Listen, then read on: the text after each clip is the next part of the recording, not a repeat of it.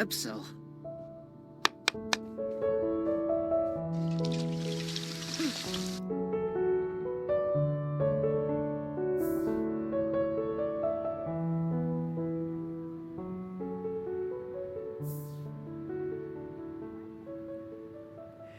Hey everyone, and welcome back to another Sims 4 speed build video. And today, sorry, the mic. Okay, so today I'm gonna be creating Kensington townhouses. And if you don't know what Kensington townhouses are, they're just basically London townhouses, but in a specific place called Kensington Place. And I have done London townhouses in a similar vein to this. You can check that out on my channel. It was a very long time ago. And I did do them in the style of it being brick houses and stuff like that. And actually, now I'm looking at it, I like the shape of this, maybe a slightly little bit more than the shape I end up going out with.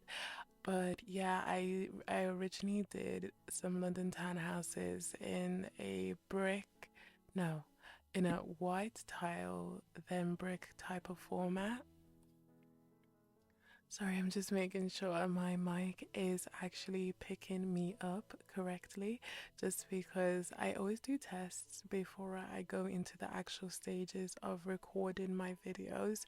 But this time around, I was like, okay, let's make sure everything is going out perfectly. And as I was going through it, I heard that I sounded extremely muffled. So, like, yeah, just making sure everything's going perfect. And I feel like this would have actually looked really nice having only two levels almost. Like, I feel like the fact that it has three levels, if not, no, how many levels does it have? It has four. No, it has four levels. And it looks kind of nice as a standalone, but I feel like when I end up putting like other townhouses next to it, it just ends up looking really, really weird and not as nice as I would have imagined it to be. But it's okay, because I did this purely because if you've been with me for a very long time, you would know one of my absolute all-time favorite shows is Doctor Who. And when I think of Christmas and I think of snow, I always think of the Doctor Who specials. And there's a specific special with the 10th hour. And if you don't know what the 10th hour is, it's David Tennant's run through as Doctor, or known as the 10th Doctors. As I was going through that, there's this episode, I think they're on, what are they on? Is it Waters on Mars? I think it might be, because that's one of like the most terrifying ones that I know of. And I think it was during Waters of Mars. There was they finished. No, no, no.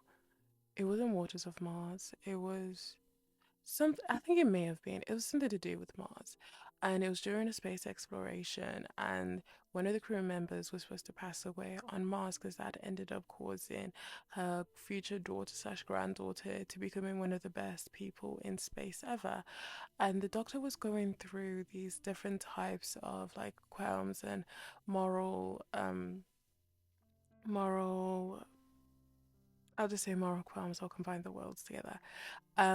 He was going through two different types of moral qualms. He was like, I don't want to die, but I'm the doctor, I can do what I like. And he was going through a really big god complex within this era of the show. And he ends up bringing her back and saving her, breaking one of his biggest codes, which is always being, don't play with time. There are fixed points in time, some things can never be changed and stuff like that. And it was like a whole big thing that he brought her back, because he is changing some pretty like life changing events from occurring to humankind. So when she goes back to, when they both land back into London, they land at these specific townhouses. And I remember looking at them when I was really young, and I was like, these are so pretty. Like, if I ever get a chance to live in them, I wouldn't live in them forever, because as you guys know, I do want to live more close to nature as my forever home. but I would love to just have the experience of being able to say, "Hey, I'm going home." And where am I going home? I'm going to home. I'm going to my like apartment in Kensington Palace. So, not Kensington Palace. What is wrong with me? Kensington area, because Kensington Palace is like a palace itself. That's where the Duke and Duchess of, could not tell you, but basically where the heir and the future Queen consort live. So that's where I was about to call him Queen William, Prince William, and Princess Kate. That's where they live, Kensington Palace. I'm pretty sure. So I was like, okay, one day I could say I'm going home and I'm going to Kensington, and that'll just be like a fun little thing to do for like maybe 2 years max. Because as much as I loved building this, and I really did, it is not a forever home. It is just a bit too much within the city, and it's got too much of the feeling of, I don't know, like I think I'm just such a big builder at the moment, and I'm nowhere near professional. I've learned a little bit about design, but I'm nowhere near a professional to do really anything. But I'm so heavily involved in terms of spacing and building and stuff. I would imagine that if I ever had a chance to go into my forever home, I would pick something that I can have really a active role in creating. So maybe not planning it out, because I would need like an actual licensed architecture, someone who's actually trained in the profession of interior design and all of that. But I would like a more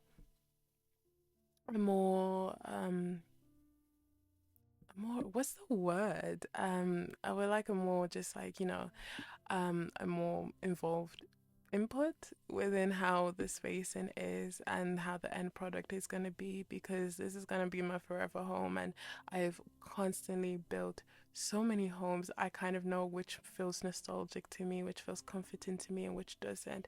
I'll say this house feels very comforting to me, in the sense of, if you've ever watched, what's that show called? There is a show called I remember there's characters called Karen, and I think it's Outnumbered. Yes, there is a show called Outnumbered that I used to watch when I was growing up, and they lived in London. And I remember specifically thinking that the house is very nice.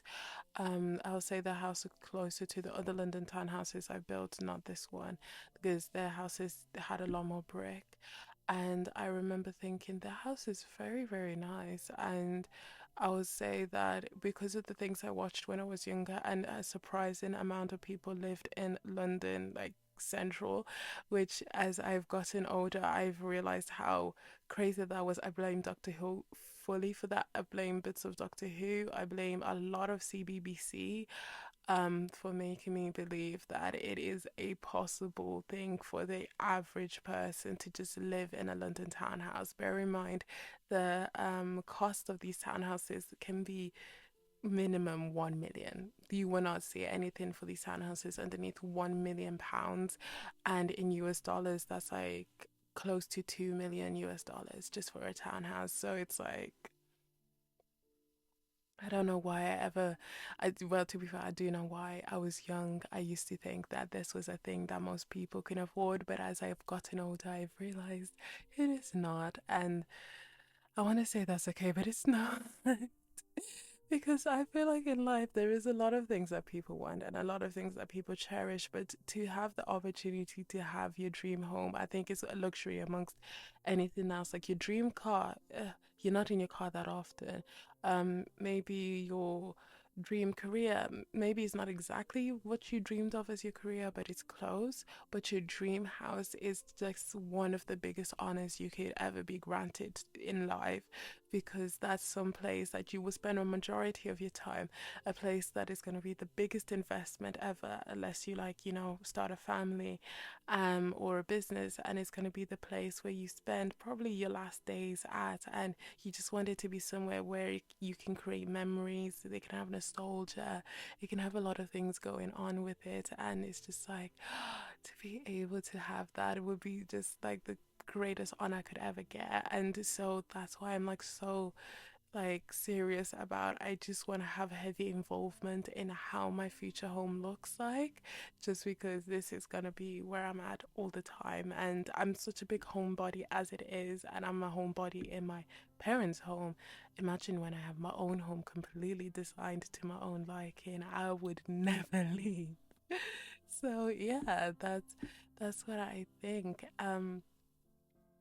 As I was making this house, as you can see earlier on, I am going back onto my white nonsense now where everything is just like beige and white. But in the previous room, I did try and put a little bit of pop of color with the rug and the bed and have a bit of yellows and stuff like that, because I've realized in a lot of these houses where rich people stay at, they have just these kind of really avant-garde um kind of looks to them. They just look very colorful and unique, and in a way that I there's like this thread I saw before in social media about, I think it was either Reddit or something. I like listening to people read over Reddit r slash Reddit things as I'm going building houses and stuff like that.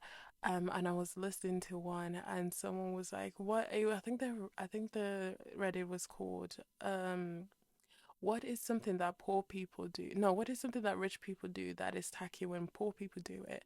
And I think interior design is one of the biggest ones there, because some person who's got a lot of money could think, oh, this is so niche, this is so cute, this is so culturally aware. But if someone doesn't have as enough money as they do, it's seen as really, really tacky or just a bit like plasticky almost. Because I was looking at these houses and it was specifically houses within New York, so not too much on London, but there was this one townhouse I saw, and it was like blue carpets, bright yellow walls, orange walls. Sometimes it was very, very colorful and something that would be seen as very, I will almost say like early 2000s BBC-esque, like the Foster's home in Tracy Beaker, like those kind of places. Like it's very, very colorful. And I was like, in any other situation, in any other instance, I feel like this is something people would call tacky. But since they have a little bit more money, since the person showcasing home was rich, it's seen as very, very niche. And what's that other word? They said they call it. It's not called niche. It's very like I don't know. I can't think of the word. But yeah, like even like you can see in the corner in the hallway, there's the clown posters. Again, that would be something seen as very just like tacky if it wasn't a home for really rich people. But yeah, anyways, beyond that, I really like how I designed the interior of this, because it wasn't too much on the exterior, because the exterior is kind of plain, because that's how townhouses in Kensington looks. There's not really too much going on because they are just kept so prim and proper. There is really nothing to really add texture. Like I would have added a bit of dirt on the walls if that was a thing that happened in Kensington townhouses, but they're just all so preen and clean and everything.